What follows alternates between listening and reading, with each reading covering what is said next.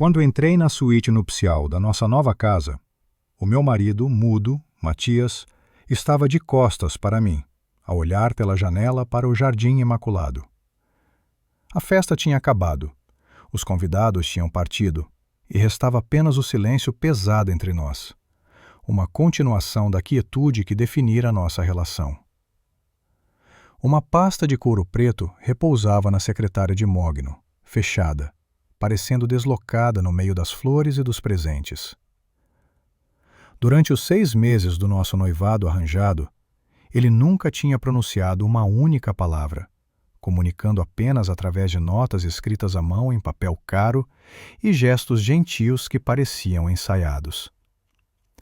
A minha mãe chamava-lhe tragicamente romântico, uma alma sensível presa no silêncio. Senti-me mais como uma enfermeira do que como uma noiva, uma cuidadora de uma frágil peça de museu. Deixei a minha pequena mala de noite no chão e aproximei-me dele, o tafetá do meu vestido a sussurrar contra o tapete persa. Trazia um copo de água, um gesto simples, o único que me ocorreu. — Estás com sede? Perguntei suavemente, estendendo-lhe o copo. Ele virou-se, não lentamente, mas com uma precisão afiada que era nova para mim. Os seus olhos cinzentos, que eu tinha aprendido a ler em busca de sombras de alegria ou desconforto, pareciam diferentes. Não eram mais frios. Eram vazios. Superfícies polidas que refletiam a minha própria imagem ansiosa, sem absorver nada. Ele olhou para o copo na minha mão, depois para o meu rosto. E um leve sorriso, desprovido de qualquer calor, curvou os seus lábios. Então, numa voz profunda e ressonante que fez o ar vibrar e o cristal na minha mão tremer, ele disse: — Água? Que modesto, Clara. Depois de 6 meses de silêncio, eu esperava que a nossa primeira conversa fosse brindada com algo mais apropriado. Prefiro champanhe. O copo de água escorregou dos meus dedos e estilhaçou-se no chão de mármore. O som agudo ecoou no silêncio atordoado, um alarme estridente a anunciar o fim de tudo o que eu pensava ser real. Recuei um passo, depois outro, o meu corpo a tremer incontrolavelmente enquanto olhava para o homem que era um completo estranho. A sua cara era a mesma, as feições aristocráticas que a minha mãe tanto elogiara, mas a voz pertencia a um predador, não a uma alma gentil e silenciosa. Tu consegues falar? Gaguejei, as palavras a saírem num sussurro estrangulado, presas na minha garganta. Matias observou-me com um distanciamento clínico, como um cientista a observar uma reação química inevitável. Ele caminhou até ao bar, serviu-se de uma flute de champanhe e tomou um gole deliberado antes de responder. — Claro que consigo, Clara. Falar é a menor das minhas capacidades. Ele fez um gesto amplo com a mão livre. — Tudo isto, disse ele, a sua voz calma a desmentir a tempestade que se abatia dentro de mim. A corte silenciosa, os olhares suplicantes, o noivado apressado, foi um teste. Um elaborado teste de lealdade e motivação. Eu precisava de saber se te casarias comigo pela minha fortuna ou por quem eu supostamente era. E tu, minha querida Clara, passaste com distinção. Ele aproximou-se, e o cheiro a champanhe e a um perfume caro que eu não reconhecia envolveu-me. Mas não foi apenas um teste à tua ganância. Foi um teste à tua obediência, à tua capacidade de aceitar circunstâncias difíceis sem questionar. Uma esposa que cuida de um marido mudo é uma esposa que não causa problemas. A revelação atingiu-me como uma bofetada física. Eu não era sua esposa. Eu era a vencedora de um concurso doentio, a sua propriedade recém-adquirida. Virei-me e corri. Não para a porta do quarto, mas para o refúgio mais próximo, a casa de banho. Bati com a porta de madeira maciça e rodei a chave na fechadura. o som metálico a parecer fútil contra a enormidade da sua traição. O meu coração batia descontroladamente contra as minhas costelas, um pássaro enjaulado a tentar escapar. Do outro lado da porta, a sua voz continuou, implacável e desprovida de emoção, agora tingida com um tom de escárnio. A tua mãe ajudou-me a planear tudo. Foi ideia dela, na verdade. Ela disse-me que tinhas um coração bom, que a tua compaixão seria a tua fraqueza. Clara nunca abandonaria um aleijado, foram as palavras exatas dela. Ela sabia que a tua necessidade de salvar alguém seria a isca perfeita. Cada palavra era um novo prego no caixão da minha confiança. A minha própria mãe. A mulher que me criou, que me disse que este casamento era minha única oportunidade de segurança e felicidade. Ela não me tinha protegido. Ela tinha me vendido, embalado e entregue com um laço.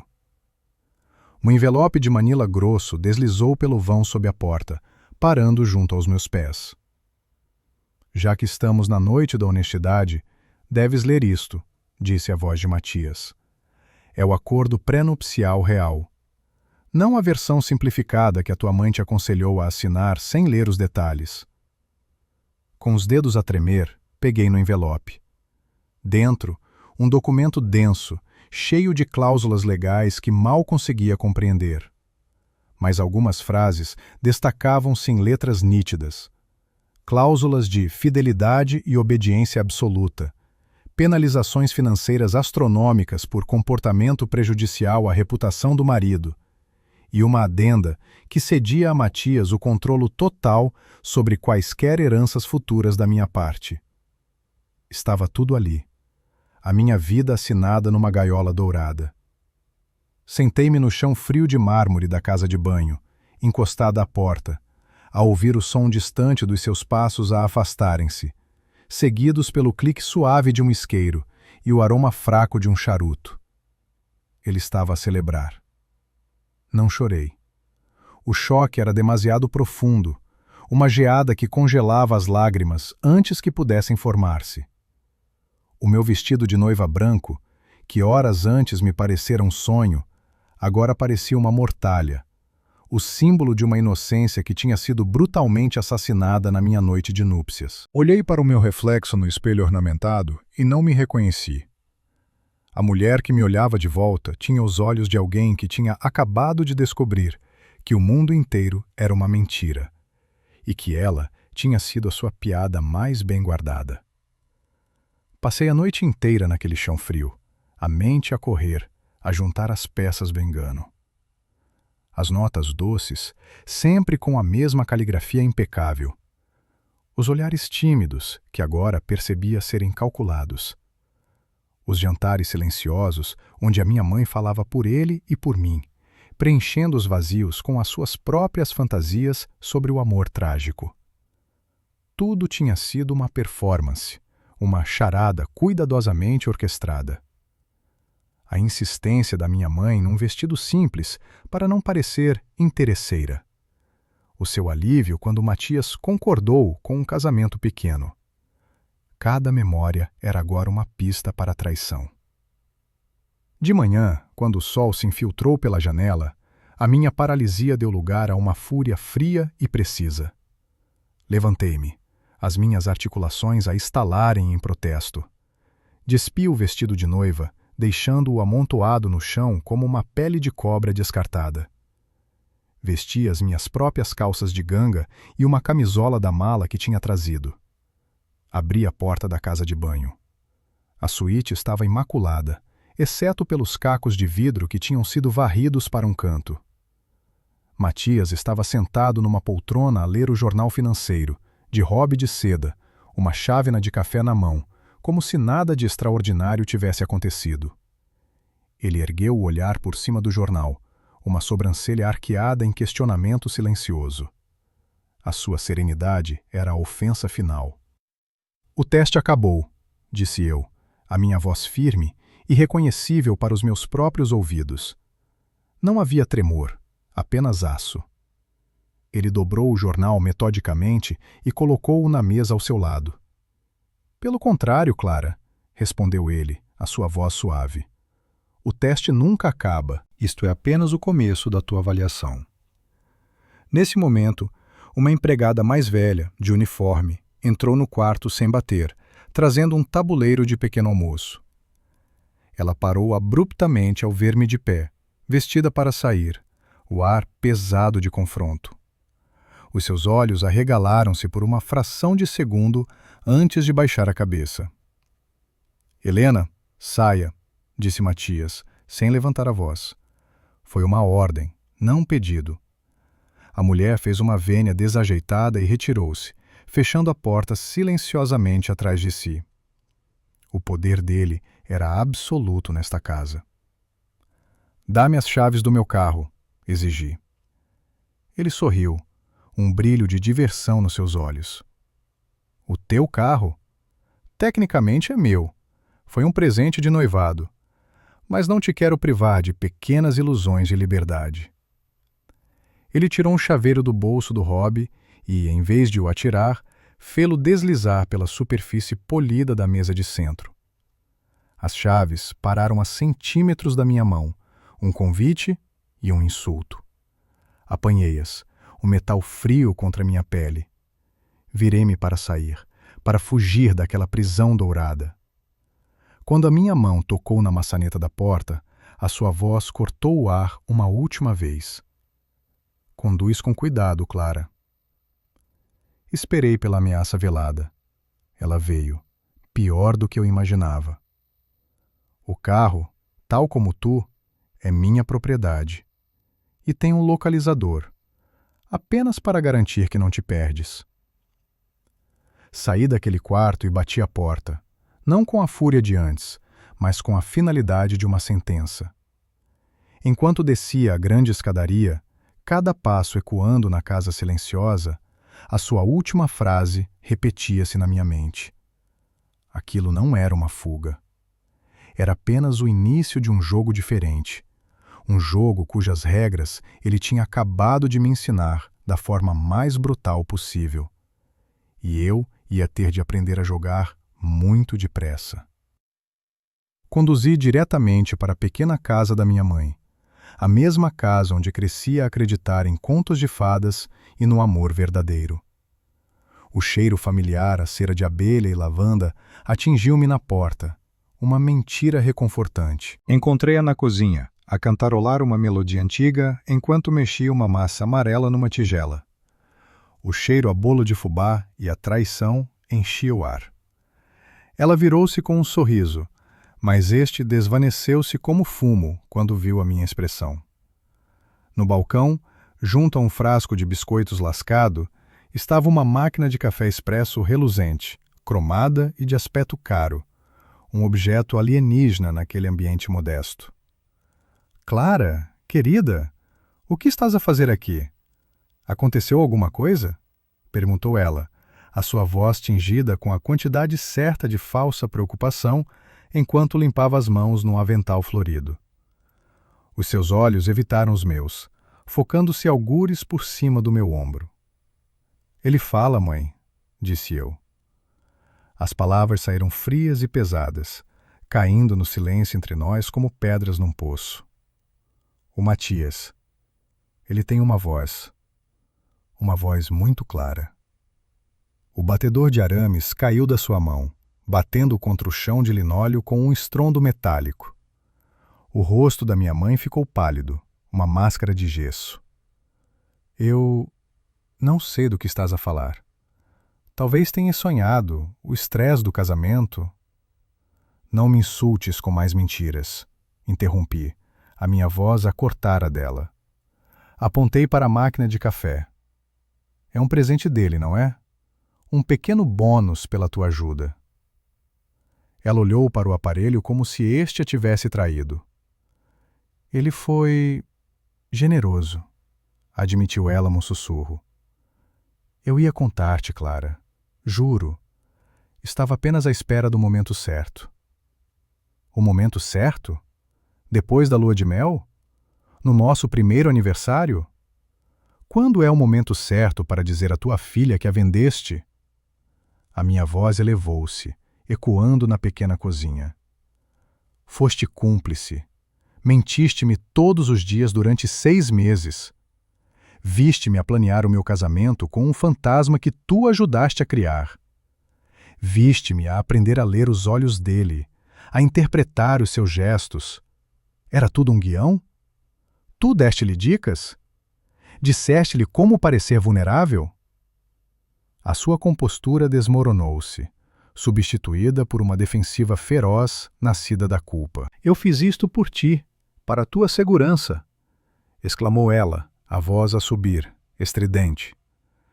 Tu não sabes como foi difícil depois da morte do teu pai. Não sabes o que é acordar à meio da noite a pensar em como pagar a hipoteca. Matias é um bom homem, um homem poderoso. Ele podia dar-te tudo o que eu nunca pude. O silêncio dele era um detalhe, uma peculiaridade inofensiva. Inofensiva? Foi a base de toda a nossa relação, uma mentira fundamental. Ele só queria ter a certeza de que o teu coração era puro, gritou ela, pegando no batedor do chão e começando a limpar a massa com movimentos bruscos e zangados. Ele precisava de saber que não eras uma caçadora de fortunas como tantas outras que o perseguiram. E tu ofereceste-me como cobaia para sua experiência doentia? Repliquei, o nojo a sobrepor-se à dor. Não se trata do dinheiro, mãe. Trata-se da mentira. Tu pegaste na minha confiança, a coisa mais preciosa que eu te dei, e usaste-a como moeda de troca. Transformaste a minha vida numa transação comercial. Virei-lhe as costas, incapaz de continuar a olhar para o seu rosto. Não me voltes a procurar.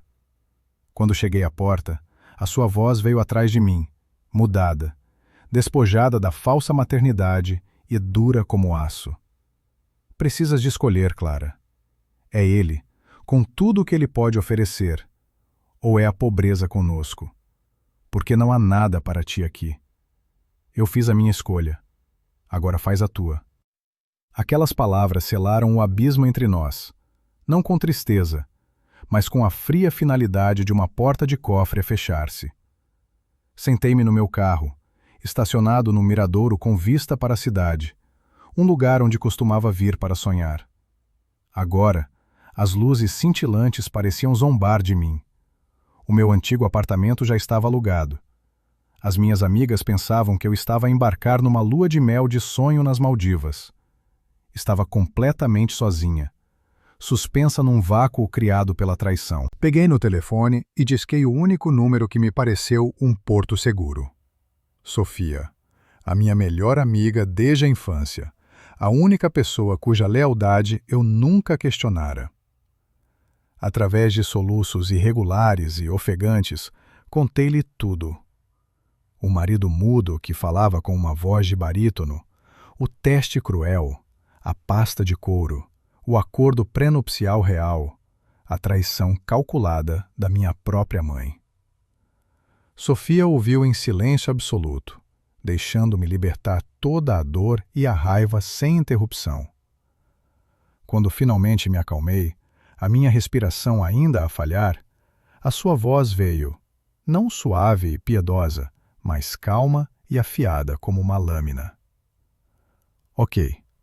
Respira fundo, Clara. Onde estás exatamente agora? Perguntou ela. No miradouro. Dentro do carro. Não sei para onde ir. Admiti. A minha voz um sussurro rouco.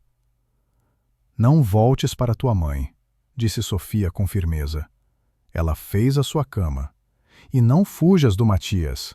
Ainda não. O quê? Sofia, ele é um monstro. Ele mentiu sobre tudo. Sim, ele mentiu, interrompeu Sofia. O que ele fez foi horrível, doentio e imperdoável. Mas pensa nisto, Clara. Durante 6 meses, ele esteve no controle total, a jogar um jogo em que só ele conhecia as regras. Agora, ele acabou de mostrar as suas cartas. Ele revelou a sua maior arma e a sua maior fraqueza ao mesmo tempo. A sua paranoia. Ele acha que te encurralou, que te quebrou. É isso que ele espera. Ele espera que fujas a chorar ou que te submetas. Tu tens uma terceira opção. Que opção? Perguntei, a esperança a tremeluzir debilmente. Ficas e lutas. Pensa nisto, Clara. Ele subestimou-te. Ele viu compaixão e confundiu-a com fraqueza. Ele viu bondade e leu-a como ingenuidade. Ele acha que te comprou. Mostra-lhe o quão má investidor ele é. Aquele acordo pré-nupcial que ele te deu, isso não é apenas a tua prisão. É o livro de regras dele. Lê cada cláusula. Memoriza cada vírgula. Encontra as lacunas. Ele declarou guerra na vossa noite de núpcias. Não sejas uma vítima. Seja a adversária que ele nunca esperou. As palavras de Sofia ressoaram em mim, extinguindo a histeria e acendendo uma brasa de fúria fria. Poder. Era algo que eu sentia que nunca tinha tido, sempre guiada pela minha mãe, sempre a tentar agradar. Voltar para aquela casa parecia a coisa mais difícil do mundo, mas fugir parecia uma derrota inaceitável. Obrigada, Sofia, disse eu, a minha voz mais firme. Acho que sei o que tenho de fazer. Conduzi de volta, não para a prisão dourada, mas para o campo de batalha onde a minha nova vida seria forjada. As grandes portas de ferro abriram-se silenciosamente à minha aproximação. Quando entrei na casa, a empregada, Helena, estava no grande hall a polir uma mesa de prata. Os nossos olhos encontraram-se por um segundo. Vi um vislumbre de pena no seu olhar antes que ela baixasse rapidamente a cabeça e se apressasse a sair, como se a minha presença fosse uma complicação perigosa. Matias estava no mesmo sítio, na poltrona da suíte, mas o jornal estava pousado no seu colo, dobrado. Ele tinha estado à minha espera. A sua cara estava tensa, os olhos cinzentos a perscrutarem-me, tentando decifrar o meu próximo movimento. Ignorei-o. Fui diretamente ao bar onde ele se servira na noite anterior. Peguei numa garrafa de uísque de malte e num copo pesado. Servi-me de uma dose generosa, sem gelo. O som do líquido a cair no cristal foi o único ruído na sala. Virei-me e sentei-me no sofá em frente a ele, mantendo uma distância segura. O silêncio instalou-se, mas desta vez era diferente. Não era a ausência de som, mas a pausa tensa antes de uma tempestade. Tomei um gole de uísque. O calor queimou a minha garganta, mas estabilizou os meus nervos. Ele observou-me, a sua cabeça ligeiramente inclinada, a sua curiosidade a sobrepor-se ao seu ar de controlo. Por quê? Perguntei, a minha voz calma, desprovida da histeria da noite anterior. Não quero as tuas desculpas ou a tua filosofia sobre confiança. Quero a história. O que te transformou nisto? Matias suspirou. Um som longo e cansado que parecia vir de um lugar profundo de dor. Ele não parecia zangado, talvez até aliviado por eu ter voltado. A minha primeira mulher, começou ele, a sua voz mais baixa agora, despojada da arrogância. Chamava-se Isabela. Casámo-nos quando eu não tinha nada, ou assim eu pensava. Eu estava a construir o meu primeiro negócio a partir do nada, a trabalhar 18 horas por dia. Ela era o meu mundo, o meu refúgio. Mas quando o negócio descolou, ela mudou. Tornou-se obcecada com dinheiro, com status, com as pessoas que agora nos rodeavam. Ele fez uma pausa, olhando para um ponto vazio na parede. Descobri, tarde demais, que ela me traía há anos. Não por amor ou paixão. Eram casos estratégicos, com concorrentes, com investidores rivais. Ela não ficou comigo pela segurança financeira. Ela ficou para recolher informações, para saber quando e como me destruir. Quando pedi o divórcio, ela tentou levar tudo. Não apenas metade dos bens. Ela fabricou provas, acusou-me de fraude junto dos reguladores, tentou virar os meus sócios contra mim. Foi uma tentativa de aniquilação total. Ela não queria apenas o meu dinheiro, queria apagar-me da existência. A sua história não o desculpava, mas dava um contexto aterrador à sua crueldade. Ele não era simplesmente um monstro sádico. Era um homem ferido que tinha decidido tornar-se a própria arma que o ferira, construindo muros, armadilhas e testes elaborados. E tu decidiste que todas as mulheres deviam pagar pelo que a Isabela te fez, afirmei, não como uma pergunta. Eu decidi que nunca mais seria vulnerável, corrigiu ele, o seu olhar a fixar-se no meu. Eu precisava de garantias que nenhum contrato podia oferecer. Precisava de lealdade testada sob fogo. Então, tu não me testaste, disse eu, pousando o copo na mesa com um clique decidido. Tu forjaste-me. Tentaste criar a esposa perfeita no teu laboratório de paranoia. Mas o que acontece quando a tua criação não se comporta como esperado? Um brilho de algo novo, talvez respeito, talvez alarme, passou pelos seus olhos. Ele levantou-se e foi até a secretária de Mogno. Abriu a pasta de couro preto que eu vira na noite anterior. Pensei que ele ia tirar o acordo pré-nupcial. Em vez disso, tirou um dossiê fino e colocou-o na mesa de centro entre nós. Não era um documento. Eram fotografias. Uma fotografia minha a tomar café com a Sofia. Um relatório detalhado das finanças da minha mãe, incluindo as suas dívidas. Uma impressão da minha candidatura à universidade, com a minha redação pessoal sublinhada. Uma lista dos meus ex-namorados, com notas breves ao lado de cada nome. O teste não começou há 6 meses, Clara, disse ele, a sua voz novamente fria e precisa, a voz do predador. Começou há mais de 1 ano. Eu sei qual é a tua flor preferida. Sei que tens medo de alturas e sei que roes as unhas quando estás a mentir. Eu sei tudo o que há para saber publicamente sobre ti. A verdadeira questão é... Ele inclinou-se ligeiramente para a frente, a sua presença a encher a sala. Depois desta noite, o que é que tu achas que sabes sobre mim? Olhei para ele, para o homem que tinha orquestrado a maior fraude da minha vida, e vi, para minha surpresa, a dor a brilhar nos seus olhos, um reflexo distorcido da minha própria. Éramos 2 pessoas traídas por aqueles em quem mais confiávamos, agora amarradas uma à outra por um contrato forjado em mentiras. As palavras de Sofia ecoaram na minha mente, não como um conselho, mas como uma ordem. Mostra-lhe o quão má investidora ele é. Respirei fundo, o cheiro a uísque e a traição a encher os meus pulmões. Ok, disse eu, a minha voz a cortar o silêncio tenso. A palavra pareceu surpreendê-lo tanto quanto a mim.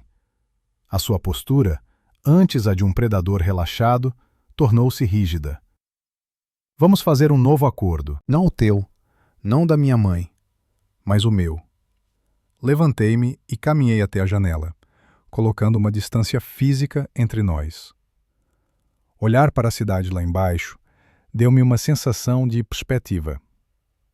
Isto não é um casamento. É uma parceria de negócios. A tua empresa adquiriu um novo ativo problemático e eu fui vendida para uma corporação hostil. Viveremos nesta casa como sócios que se detestam. Quartos separados, contas bancárias separadas, vidas separadas. A tua fortuna permanece tua. A minha dignidade permanece minha. Virei-me para o encarar, os braços cruzados sobre o peito. Mas haverá uma cláusula fundamental, não negociável. Uma única regra. Honestidade absoluta e imediata. Não há mais jogos.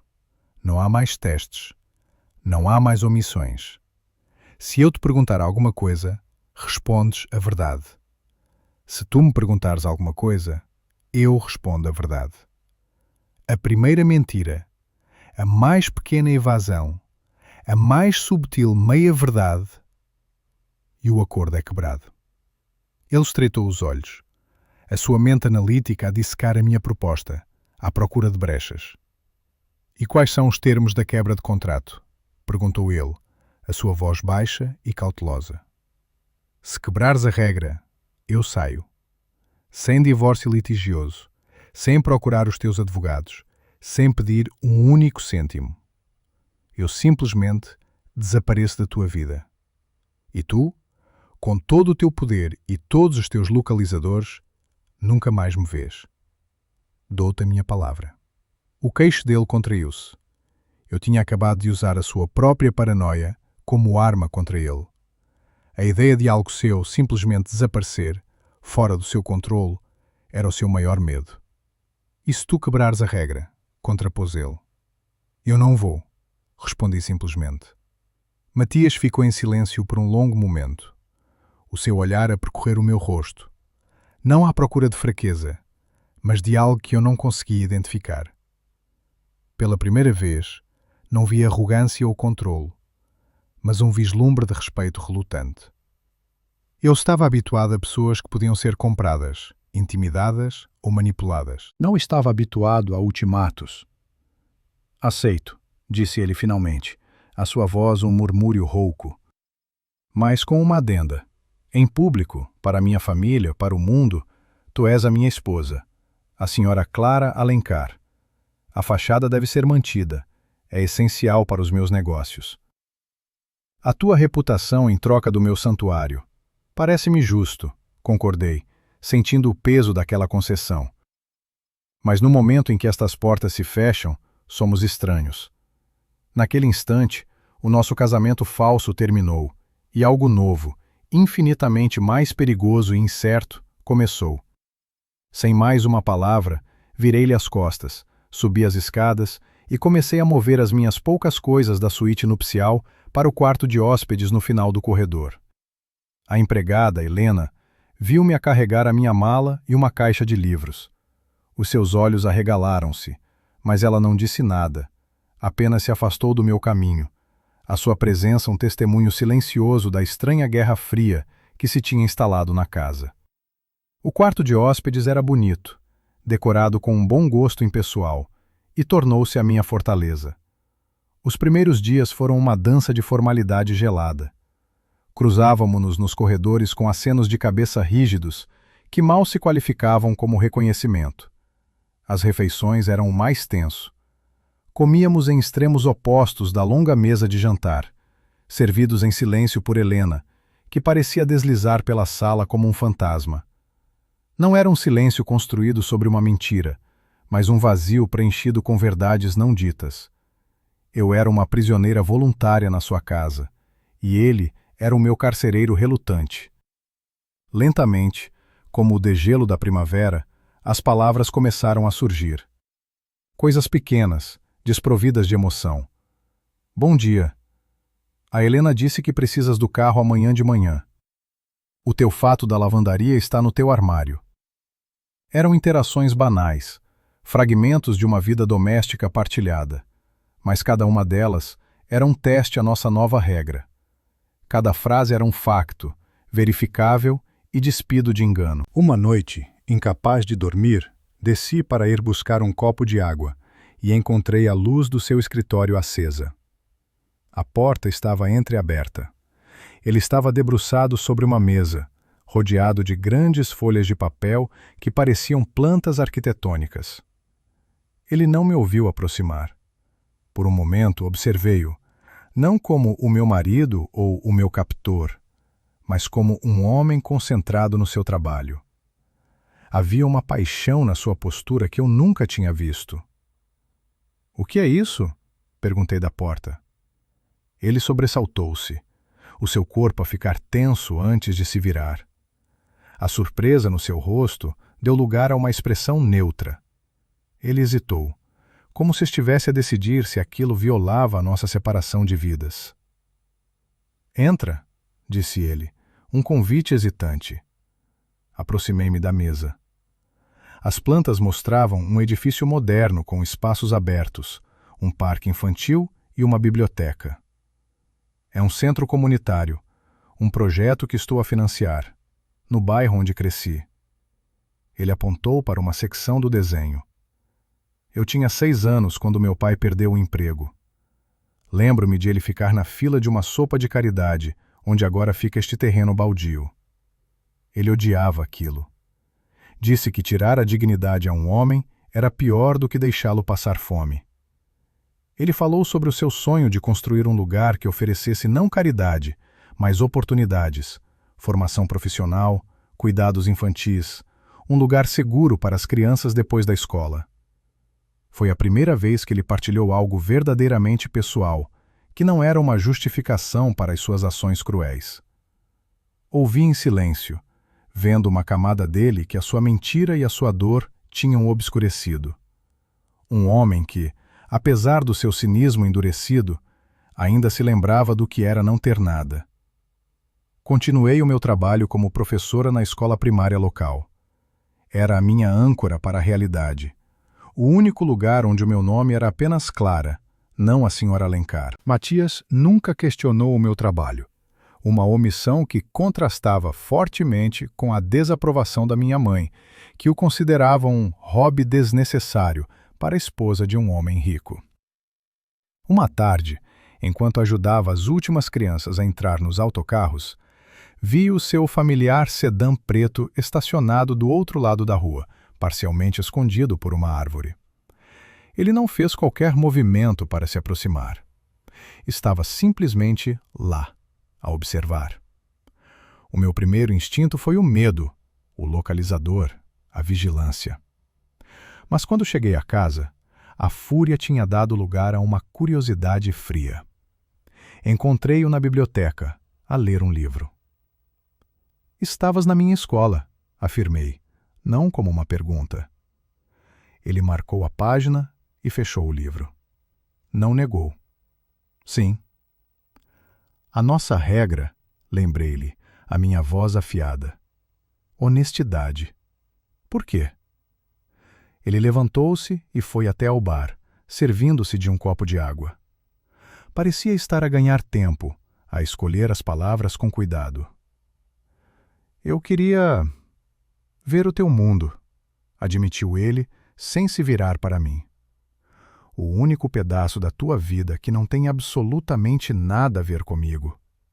Queria entender o que te faz ficar quando poderias ter ido embora." A sua honestidade crua desarmou-me. Ele não estava a vigiar-me como uma propriedade. Estava a estudar-me como uma anomalia que não conseguia resolver. Naquela noite, algo mudou. Depois do jantar, em vez de nos retirarmos imediatamente para os nossos respectivos santuários, ele falou primeiro. "Como correu o teu dia?" perguntou ele. E, pela primeira vez, eu respondi. Falei-lhe de um dos meus alunos, o Léo, que tinha dificuldade em ler, mas conseguia desenhar mundos inteiros com um lápis. Falei da alegria de ver uma criança finalmente entender uma equação. Ele ouviu atentamente, fazendo perguntas, não com a polidez distante de antes, mas com um interesse genuíno. Foi a conversa mais longa e real que já tínhamos tido. O nosso frágil armistício foi estilhaçado cerca de um mês depois do nosso acordo. Estávamos a tomar o pequeno almoço no pátio, desfrutando de um raro momento de silêncio confortável, quando a campainha da frente tocou. Helena foi atender. Momentos depois, ouvimos uma voz de mulher, melosa como mel, mas afiada como vidro partido. "Não te preocupes, Helena. Eu sei o caminho. E, por favor, traz-nos café. O bom." Uma mulher deslumbrante, talvez uns 10 anos mais velha do que eu, vestida com um fato de calças brancas que provavelmente custava mais do que o meu salário anual, entrou no pátio como se fosse a dona do lugar. O seu cabelo loiro, platinado, estava impecavelmente penteado, e os seus olhos azuis, duros como safiras, varreram-me de cima a baixo com um desdém mal disfarçado. "Então", disse ela, um sorriso trocista a brincar nos seus lábios vermelhos. "Esta é a substituta. Devo dizer, Mate, tens um gosto cada vez mais simples." "Vanessa", disse Matias. A sua voz estava tensa, desprovida de qualquer calor. Ele colocou a sua chávena de café no pires com um clique audível. "O que estás a fazer aqui?" Era ela, a ex-mulher, Isabela, que agora se chamava Vanessa. O fantasma que tinha assombrado nosso casamento desde o início, a arquiteta do monstro com quem eu vivia. Vanessa ignorou completamente, os seus olhos fixos em mim como um predador a avaliar a sua presa. Ela circulou a mesa, o seu perfume caro a deixar um rasto no ar. "Deixa-me adivinhar", disse ela, parando atrás da minha cadeira. "És do tipo silencioso e sofredor. Ele sempre teve um fraquinho por pássaros de asa partida. Acha que os pode consertar. Mas eles acabam sempre por se aborrecer, querida. A gaiola, por mais dourada que seja, continua a ser uma gaiola." Ela virou-se para Matias, contornando a mesa e colocando uma mão perfeitamente manicurada no seu peito. "Sinto a tua falta, Mati. Esta casa está vazia sem mim. É fria." Observei a cena a desenrolar-se, o meu coração a bater um ritmo pesado e constante contra as minhas costelas. Este era o verdadeiro teste. Não o dele para mim, mas o meu para ele. A sua próxima ação, as suas próximas palavras, diriam tudo o que eu precisava de saber sobre a validade do nosso acordo. Matias não se afastou, mas também não se inclinou para ela. Ele afastou suavemente a mão dela do seu peito. O seu olhar encontrou o meu por cima do ombro de Vanessa, e por uma fração de segundo, vi um pedido de desculpas silencioso e uma pergunta. Ele estava a deixar-me decidir as regras de combate. Respirei fundo e sorri, um sorriso calmo e educado. "Sente-se, por favor, Vanessa. A Helena já nos traz o café. Prefere com açúcar ou sem?" A pergunta apanhou-a de surpresa. A sua máscara de superioridade vacilou. Ela esperava lágrimas, uma retirada apressada, um confronto. Não esperava ser tratada como uma convidada comum. "Não quero teu café", cuspiu ela, a sua voz a perder o tom meloso. Matias falou, a sua voz firme e clara. A Vanessa estava de saída. Ela tem um compromisso. "Oh, não, não tenho", retorquiu ela, virando-se para ele com um brilho perigoso nos olhos. "Na verdade, eu ia perguntar à tua esposa se já lhe contaste a verdade sobre nós. A verdade toda.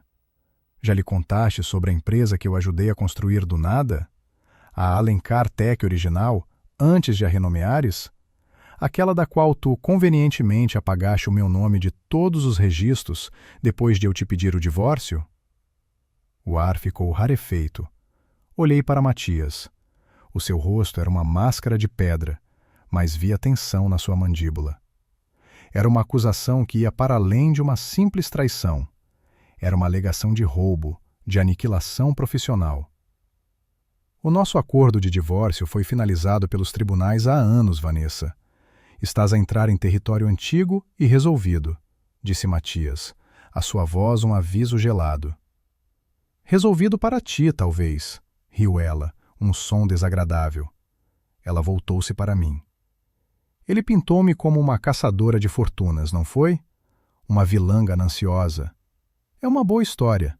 Ele é bom com histórias. Mas pergunta-lhe o que acontece quando seu pássaro de asa partida desenvolve garras e decide que quer voar para longe da gaiola. Pergunta-lhe o que ele fez quando eu disse que queria a minha metade do que construímos juntos."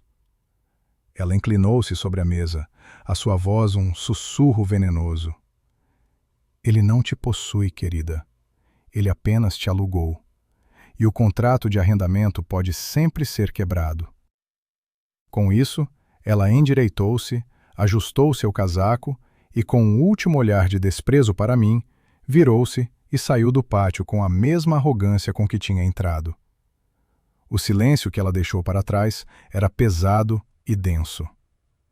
Helena apareceu na porta com o tabuleiro do café, parou, sentiu a tensão e recuou silenciosamente.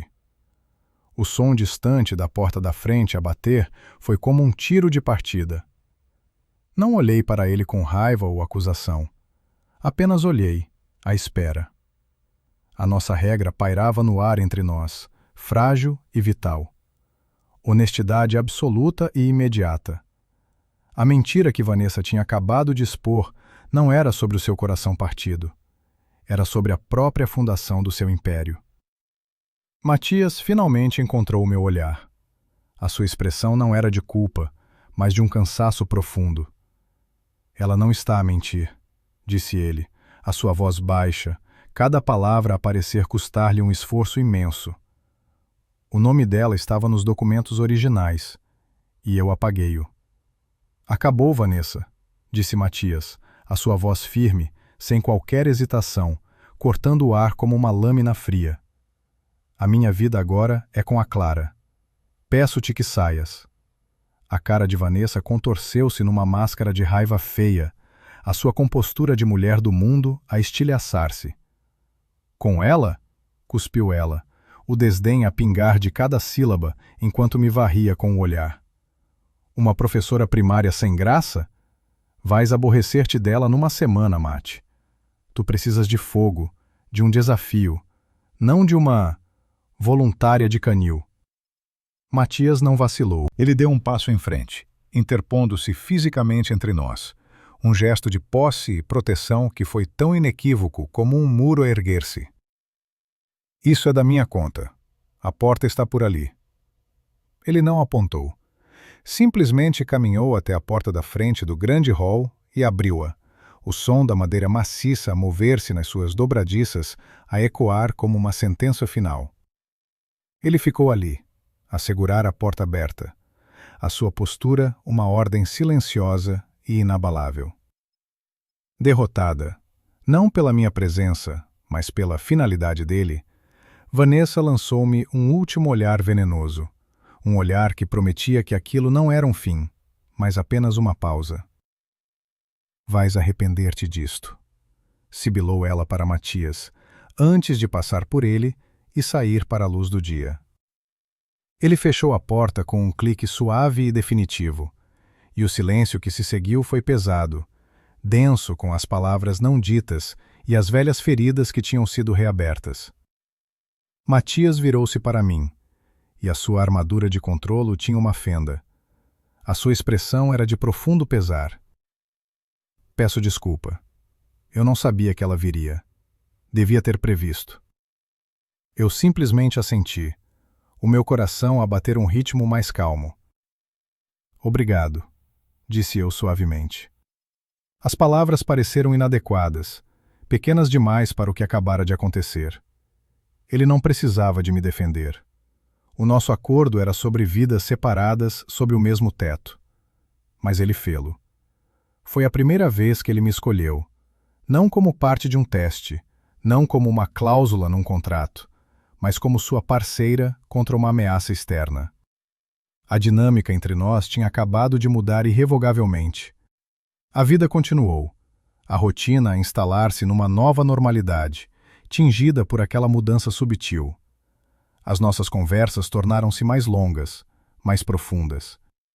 Uma noite, encontrei-o na cozinha, a olhar para o fogão com uma expressão de frustração intensa. Havia cascas de ovos no balcão, uma frigideira fumegante e um cheiro a queimado. Problemas no paraíso culinário? Perguntei, encostada ao umbral da porta. Ele suspirou, passando uma mão pelo cabelo. Estou a tentar fazer uma omelete. No livro, parece simples. Ele apontou com o queixo para um livro de receitas aberto. Deixa-me adivinhar. É um péssimo cozinheiro. Um sorriso relutante tocou seus lábios. É uma avaliação generosa. Entrei, peguei na frigideira e coloquei-a no lava-loiça. O truque é o lume baixo e a paciência, disse eu, começando a limpar a sua confusão. Ele ficou a observar-me, não com a sua habitual distância analítica, mas com uma curiosidade genuína. Naquela noite, ensinei-lhe a fazer uma omelete decente, e comemos juntos no balcão da cozinha, um momento de domesticidade tão inesperado que parecia roubado de outra vida. Descobri que ele tinha um sentido de humor seco, que emergia em momentos inesperados, que adorava filmes noir dos anos 40, e que a sua concentração, quando trabalhava nos seus projetos de arquitetura, era tão absoluta que o mundo podia acabar à sua volta e ele não daria por isso.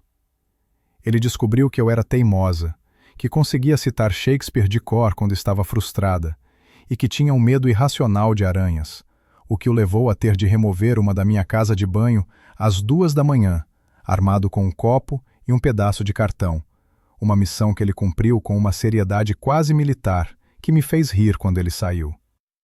Estávamos a construir uma amizade, peça por peça, sobre as ruínas de uma mentira. Numa noite chuvosa, estávamos a ver um desses seus filmes antigos na sala de estar, sentados em extremidades opostas do sofá de veludo. Era Out of the Past, uma história de um homem a tentar escapar ao seu passado, apenas para ser arrastado de volta por uma mulher que era a sua perdição. Durante uma cena particularmente triste, quando a inevitabilidade da tragédia se tornou clara, encontrei-me a chorar silenciosamente. As lágrimas não eram apenas pela personagem no ecrã, mas por mim, pela minha própria vida roubada, pela inocência que nunca recuperaria. Matias não disse nada. O filme continuou a desenrolar-se, mas sentiu seu olhar em mim. Depois, lentamente, ele estendeu a mão pelo longo sofá e pousou-a suavemente no meu ombro. O toque era leve, quase hesitante. Foi o primeiro toque não acidental entre nós desde a noite de núpcias. Não me afastei. Pelo contrário, inclinei-me ligeiramente para o seu toque. Era reconfortante. Um reconhecimento silencioso da nossa dor partilhada. Um gesto que dizia: eu também estou aqui, neste lugar complicado, contigo. No entanto, a sombra da minha mãe pairava sobre mim. Ela ligava incessantemente, as suas mensagens de voz a oscilar descontroladamente entre súplicas chorosas, acusações furiosas e tentativas de manipulação. Clara, querida, eu só queria o teu bem. Como te atreves a virar-me as costas depois de tudo que sacrifiquei por ti? O Matias está a envenenar-te contra mim, não vês? Eu não atendia. A sua traição era uma ferida que me recusava a reabrir. Um dia, ela foi longe demais. Apareceu em nossa casa, à espera junto ao portão quando eu cheguei do trabalho. O seu carro modesto parecia uma relíquia esquecida em frente aos muros altos da propriedade. Clara, por favor, implorou ela assim que saí do carro, os seus olhos vermelhos e inchados. Temos de falar. Eu não consigo dormir. Isto está a matar-me. Nesse preciso momento, a porta da frente abriu-se e Matias saiu. Ele tinha estado no seu escritório, que tinha vista para a entrada. Ele parou abruptamente quando nos viu, a sua expressão a endurecer instantaneamente. Deixa-nos em paz, Helena, disse ele, a sua voz fria como gelo, descendo os degraus da entrada.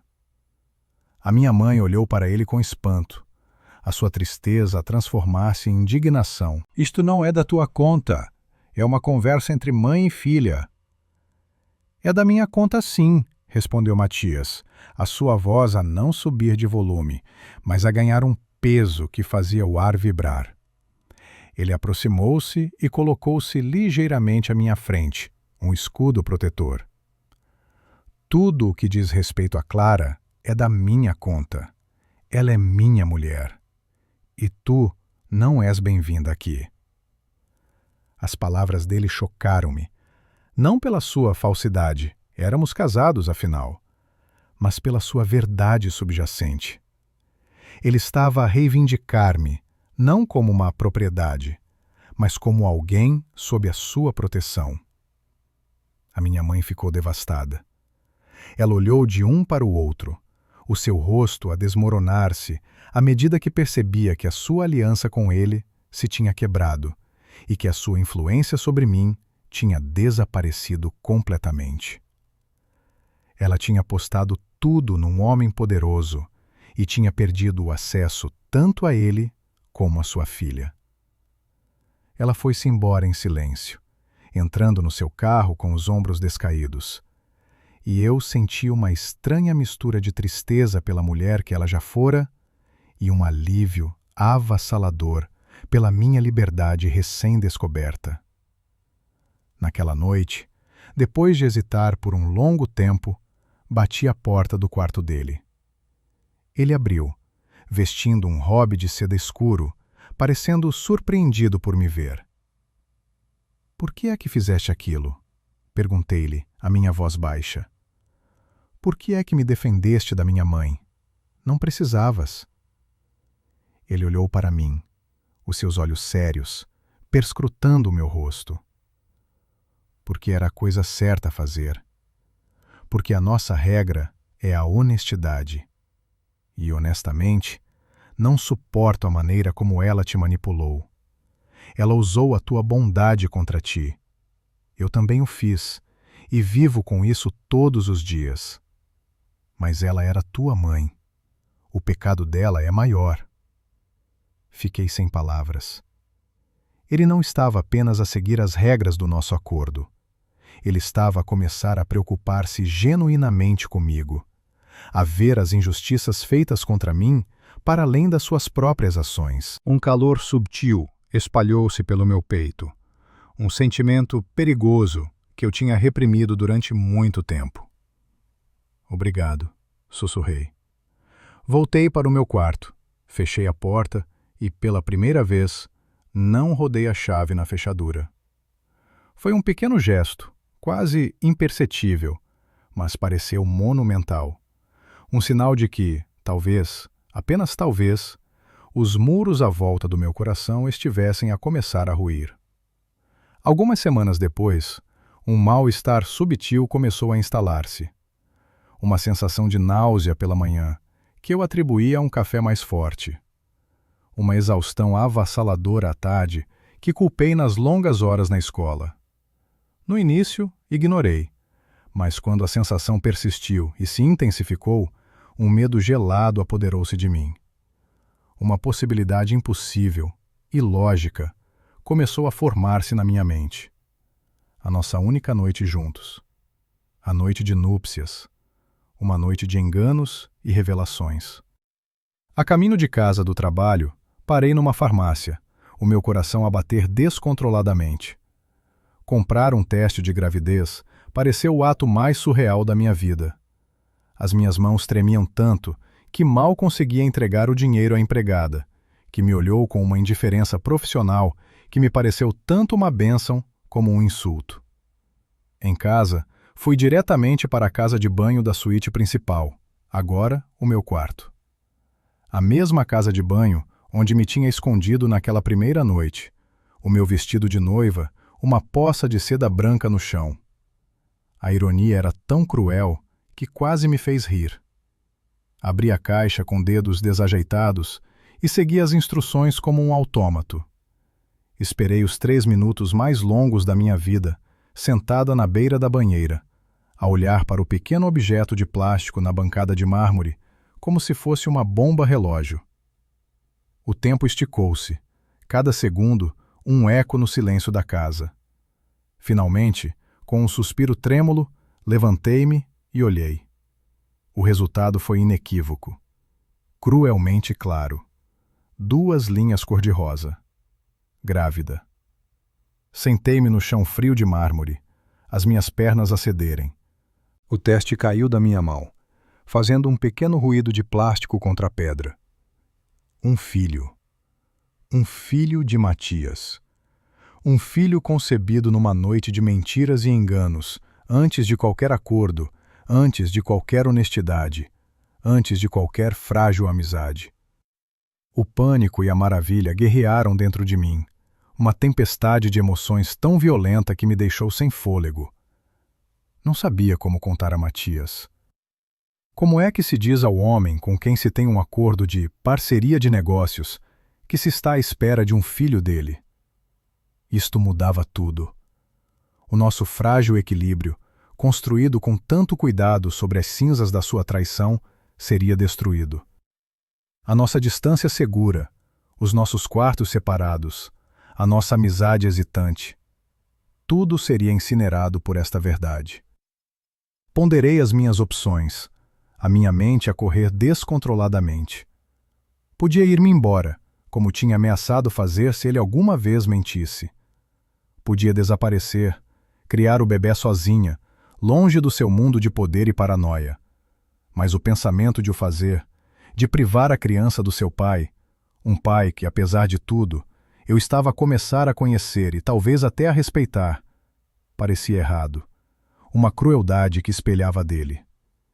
E para minha surpresa, a ideia de deixar Matias também me doía, uma dor aguda e inesperada no meu peito. Apesar de tudo, ele tinha se tornado uma presença constante e, ousaria dizer, reconfortante na minha vida. Levantei-me, olhei para o meu reflexo no espelho. A mulher que me olhava de volta não era a noiva aterrorizada daquela noite, nem a esposa zangada da manhã seguinte. Era alguém novo, alguém com um segredo que redefinia o seu futuro. Ele merecia saber. A nossa única regra, a fundação de tudo o que tínhamos construído, era a honestidade absoluta. E isto era a verdade mais absoluta de todas. Peguei no teste do chão, o plástico agora quente na minha mão. Saí da casa de banho, atravessei o meu quarto e o corredor silencioso. A luz estava acesa debaixo da porta do seu escritório. Parei em frente à porta de madeira escura, o meu coração a bater contra as minhas costelas como um pássaro enjaulado. Respirei fundo, levantei a mão e bati. Encontrei-o no seu escritório naquela noite, a trabalhar num projeto. Ele ergueu o olhar quando entrei, um sorriso cansado a formar-se no seu rosto, um sorriso que agora me era familiar. "Noite longa?" perguntou ele. As palavras não saíam. A minha garganta parecia fechada.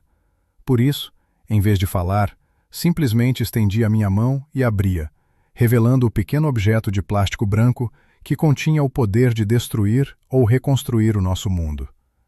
Ele pegou nele, a sua testa franzida numa confusão educada. Virou-o na sua mão, observando as pequenas janelas digitais. Olhou para o teste, depois para o meu rosto, e depois de volta para o teste, a sua mente analítica a processar a informação. Vi o momento exato em que ele compreendeu. Não foi uma explosão, mas uma implosão. A cor desapareceu do seu rosto, deixando-o pálido como mármore sob a luz da lâmpada da secretária. O sorriso desapareceu, substituído por uma máscara de choque absoluto. Ele levantou-se lentamente, as suas mãos a pousarem na secretária de mogno, como se precisasse de se apoiar. Os seus olhos, normalmente tão controlados, estavam arregalados, fixos nos meus, tentando ler uma resposta que eu própria não tinha. Preparei-me para o furacão. Raiva, acusação, a sua paranoia a emergir como um monstro das profundezas. Esperei que ele dissesse que era uma armadilha, uma mentira, uma violação do nosso acordo de vidas separadas. A sua primeira palavra não foi uma acusação, mas um sussurro rouco e incrédulo. Como? A pergunta pairou no ar, fria e clínica. "A noite de núpcias", respondi, a minha voz surpreendentemente firme. "A nossa única noite." Ele fechou os olhos com força por um momento, como se estivesse a sentir uma dor física. Quando os abriu, a incredulidade tinha sido substituída por algo mais escuro, mais familiar. "Suspeita." "Tens a certeza?" perguntou ele, a sua voz baixa, cada sílaba cuidadosamente controlada. "Estes testes caseiros, à margem de erro..." "Eu sei o que estás a pensar, Matias", interrompi, um frio cortante a insinuar-se na minha voz. O vislumbre de uma família, de um futuro, estilhaçou-se contra o muro da sua desconfiança. "Estás a pensar que isto é um truque? Outra manipulação? A continuação da tua experiência?" Ele não negou. O seu silêncio era uma confissão. Ele deu um passo para trás, distanciando-se de mim, o seu olhar a varrer-me como um scanner, à procura de sinais de engano. "A nossa regra", disse ele, a sua voz um aviso gelado. "Honestidade absoluta." "Esta é a verdade mais absoluta que alguma vez te direi", repliquei, sentindo as lágrimas de frustração a picarem-me nos olhos, mas recusei-me a deixá-las cair. Mas não te vou pedir que acredites em mim. Marca uma consulta. O médico que tu escolheres. Eu vou. E quando o resultado for confirmado, faremos outro acordo. Ele estreitou os olhos. Que acordo? Se o filho for teu, disse eu, a palavra parecer estranha na minha boca. Eu fico até ele nascer. Terás todos os direitos legais como pai. Mas no dia em que o bebê sair do hospital, eu saio desta casa. Teremos a guarda partilhada, os termos definidos por advogados, não por nós. O nosso contrato de negócios estará terminado. Ele olhou para mim, o choque a regressar ao seu rosto, desta vez misturado com alarme. Ele tinha esperado lágrimas, súplicas, não tinha esperado um ultimato. Tu ias me deixar? Tu deixaste-me primeiro, Matias. Agora mesmo, neste escritório, quando olhaste para mim e viste uma mentirosa em vez da mulher que tem partilhado a tua casa e a tua vida. Virei-me para sair, a minha mão a tremer na maçaneta da porta. Espera. A sua voz era mais forte agora, tingida de pânico. Ele contornou a secretária num movimento rápido, parando a poucos centímetros de mim. Ele estendeu a mão, mas depois deixou-a cair ao seu lado, como se tivesse medo de me tocar. Clara, eu peço desculpa. A minha primeira reação foi um reflexo. O fantasma de Isabela. Não és tu. Mas foi, Matias, sussurrei, virando-me para o encarar. Foi a tua reação. E isso diz-me tudo o que preciso de saber sobre a confiança que construímos. Nesse momento, algo dentro dele quebrou. A sua máscara de controlo desmoronou-se. Os seus olhos encheram-se de lágrimas, lágrimas reais e angustiadas. Uma única lágrima rolou pela sua bochecha, traçando um caminho na sua pele. Por favor, implorou ele, a sua voz a quebrar-se. Não faças isto. Não decidas o nosso futuro com base nos meus piores demônios. E então, ele fez algo que destruiu completamente a minha raiva e as minhas defesas. Ele ajoelhou-se. Não de uma forma romântica ou teatral, mas com o peso esmagador de uma rendição total. Ele não olhou para minha barriga, mas para o meu rosto, a sua expressão uma mistura de súplica e vergonha. Dá-me uma oportunidade. Uma, para te provar que o homem que reagiu não é o homem que eu quero ser, que não é o pai que eu quero ser. A consulta médica foi tensa. Matias ficou em silêncio durante todo o tempo na sala de espera, o seu corpo rígido, as suas mãos entrelaçadas com tanta força que os seus nós dos dedos estavam brancos. Quando a médica confirmou a gravidez e nos levou para a sala de ecografia, eu sentia o seu nervosismo como uma corrente elétrica no ar. Mas quando a imagem tremida apareceu no ecrã e o som rítmico e rápido do pequeno coração encheu a sala, a sua fachada desfez-se. Ele agarrou na minha mão, os seus dedos frios a apertarem os meus. Ele não chorou. Apenas ficou a olhar para o ecrã, completamente imóvel, a sua respiração suspensa, como se estivesse a testemunhar um milagre que não se sentia digno de ver. Foi a primeira trégua. A partir desse dia, uma mudança lenta e hesitante começou. Matias dedicou-se a tentar reparar a sua falha. Ele não me inundou de presentes ou gestos grandiosos. Em vez disso, focou-se em atos de serviço silenciosos. Começou a deixar um copo de água e vitaminas na minha mesa de cabeceira todas as noites. Certificava-se de que o meu carro tinha sempre o depósito cheio. Quando me viu a lutar para carregar os sacos das compras, instalou um pequeno elevador de serviço da garagem para a cozinha, uma solução de engenharia excessiva, mas estranhamente terna para um problema simples. Ele lia todos os livros sobre gravidez que conseguia encontrar, deixando notas adesivas com perguntas nas margens. Ainda dormíamos em quartos separados. A distância física era um lembrete da distância emocional que a sua desconfiança tinha criado. Mas as nossas noites eram passadas juntos, a planear. Não como um casal apaixonado, mas como dois arquitetos a desenhar o projeto mais importante das suas vidas. Ele transformou o quarto ao lado do seu num quarto de bebê, mas insistiu que eu aprovasse cada detalhe, desde a segurança do berço até a suavidade do tapete. Numa dessas noites, enquanto escolhíamos cores de tinta, tivemos a nossa primeira discussão de verdade. Cinza pomba é calmante e neutro, argumentou ele, mostrando-me um catálogo. Estimula um desenvolvimento cerebral equilibrado. É cinzento, Matias, retorqui.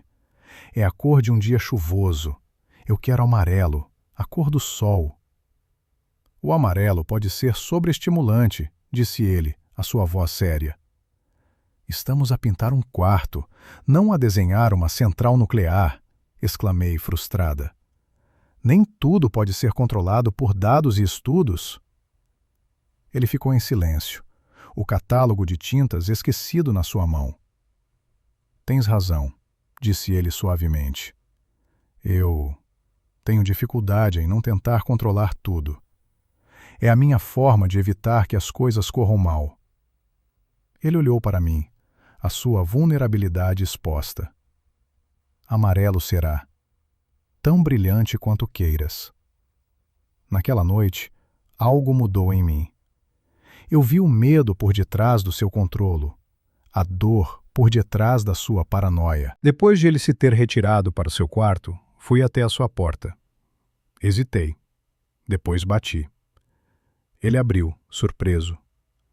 Eu não quero que nosso filho cresça entre dois quartos, Matias, disse eu. Eu não quero que ele cresça numa casa governada por acordos e cláusulas. Ele olhou para mim, a esperança e o medo a guerrearem nos seus olhos. O que estás a dizer, Clara? Estou a dizer que talvez seja a altura de tentarmos demolir alguns muros em vez de os pintarmos de amarelo.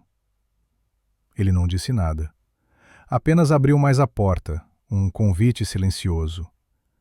E pela primeira vez em meses, entrei no seu quarto, deixando o meu para trás. A nossa reaproximação foi tímida, cheia de passos hesitantes. Ele era infinitamente gentil, quase reverente, como se tivesse medo de que eu pudesse desaparecer. A sua antiga arrogância tinha sido substituída por uma humildade que eu nunca pensei ser possível nele. Uma noite, quando eu estava no 8º mês de gravidez, sentada no sofá com os pés inchados apoiados numa almofada, ele sentou-se no chão ao meu lado. Clara, disse ele suavemente, a sua voz rouca. Eu sei que desculpa não é suficiente para o que te fiz passar. Naquela primeira noite. E na noite em que me contaste sobre o bebê. Eu estava tão consumido pelo meu passado que quase destruiu o meu futuro. Ele pegou na minha mão, os seus dedos a traçarem os contornos dos meus. Mas eu quero que saibas isto. Eu amo-te. Não foi um processo gradual. Acho que comecei a apaixonar-me por ti no momento em que voltaste para esta casa depois de descobrires a verdade. Desafiaste-me. Enfrentaste-me. Mostraste-me que a força não era sobre construir muros, mas sobre ter a coragem de ser vulnerável. Eu amo a tua força, a tua bondade, a tua honestidade teimosa. Apaixonei-me pela mulher que me deu uma segunda oportunidade quando eu não a merecia. As suas palavras foram um bálsamo, a desfazer os nós de ressentimento que eu nem sabia que ainda carregava. Eu também te amo, Matias, admiti. E a verdade daquelas palavras, dita em voz alta pela primeira vez, ressoou por todo o meu ser, preenchendo as fissuras da minha alma. A nossa casa, que antes fora um campo de batalha e depois um território neutro, tornou-se finalmente um lar. O nosso filho, Lucas, nasceu numa manhã de primavera, depois de 18 horas de trabalho de parto. Matias esteve ao meu lado em cada contração, em cada momento de dor e exaustão.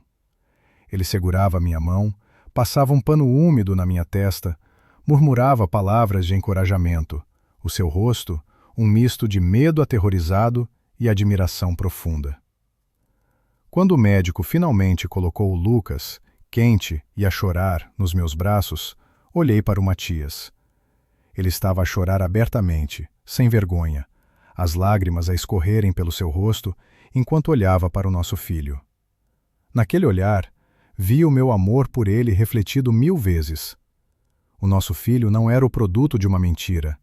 Ele era o símbolo da nossa verdade confusa e imperfeita, o resultado de 2 pessoas quebradas que encontraram uma forma de se curarem mutuamente nos escombros. A minha relação com a minha mãe permaneceu uma paisagem de formalidade fria. Ela visitou no hospital, trazendo um presente caro e um sorriso ensaiado. Segurou o neto, mas havia um abismo entre nós que nunca poderia ser totalmente transposto. Ela via a minha felicidade, mas sabia que não tinha tido nenhum papel genuíno na sua criação. Ela tinha tentado vender-me uma segurança dourada, mas eu tinha encontrado o amor e a força nos termos mais inesperados. Um dia, apanhei-a a olhar para Matias a embalar o Lucas, e vi uma profunda tristeza nos seus olhos. O arrependimento de uma mulher que tinha feito a aposta errada, sacrificando o amor da sua filha por uma aliança que se desfez em pó. Quanto a Vanessa, ela fez uma última tentativa de semear o caos.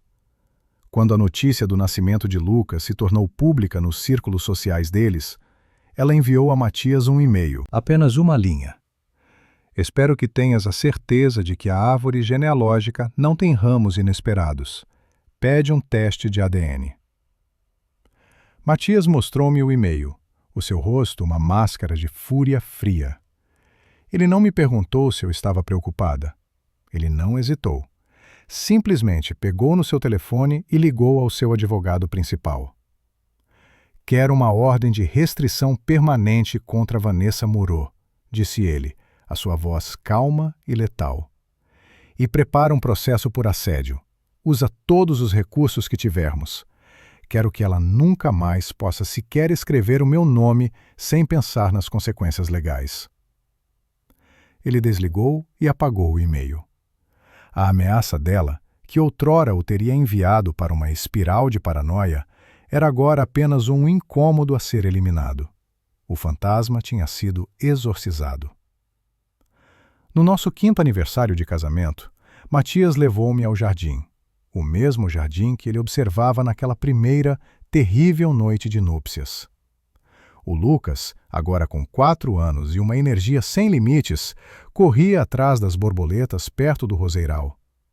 Matias pegou nas minhas mãos, os seus olhos cinzentos, que eu outrora pensei serem vazios, agora quentes e cheios de uma vida que partilhávamos. Há 5 anos, neste mesmo dia, eu era um cobarde, começou ele, a sua voz firme. Casei-me com uma estranha sob falsos pretextos, a esconder-me atrás de uma mentira. Passei os últimos 5 anos a tentar ser o homem que tu pensavas que eu era naqueles primeiros 6 meses, o homem que tu merecias desde o início. Ele tirou uma pequena caixa de veludo do bolso. Não era a mesma da primeira vez. Esta era mais pequena, mais discreta.